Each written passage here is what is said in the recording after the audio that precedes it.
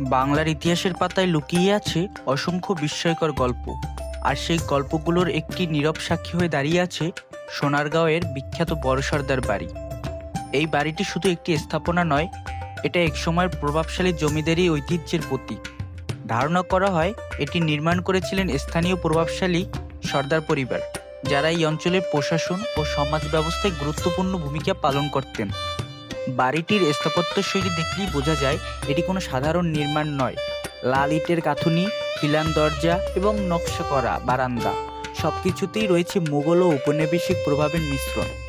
এক সময় এই বাড়িতে ছিল জমজমাট জীবন, অতিথি, সভা আর সামাজিক কর্মকাণ্ডে ভরপুর। কিন্তু সময়ের সাথে সাথে সবকিছু হারিয়ে গেছে, রয়ে গেছে শুধু ভাঙা দেয়াল আর নিঃশব্দ স্মৃতি। আজ এই বাড়িটি দাঁড়িয়ে আছে এক রহস্যময় পরিবেশ নিয়ে। অনেকেই বলেন রাতের বেলা এখানে অদ্ভুত শব্দ শোনা যায়।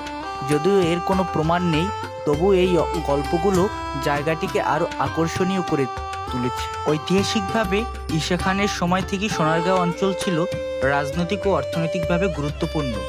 বড় সর্দার বাড়িও সেই ঐতিহ্যেরই একটি অংশ। বর্তমানে এই জায়গাটি পর্যটকদের জন্য একটি আকর্ষণীয় স্পট। ইতিহাসপ্রেমী কিংবা অ্যাডভেঞ্চার খোঁজেন, সবাই এখানে খুঁজে পান ভিন্ন এক অনুভূতি।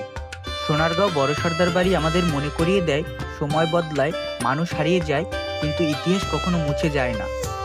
আপনি কি কখনো গেছেন এই ঐতিহাসিক জায়গায়? কমেন্টে জানাতে ভুলবেন না।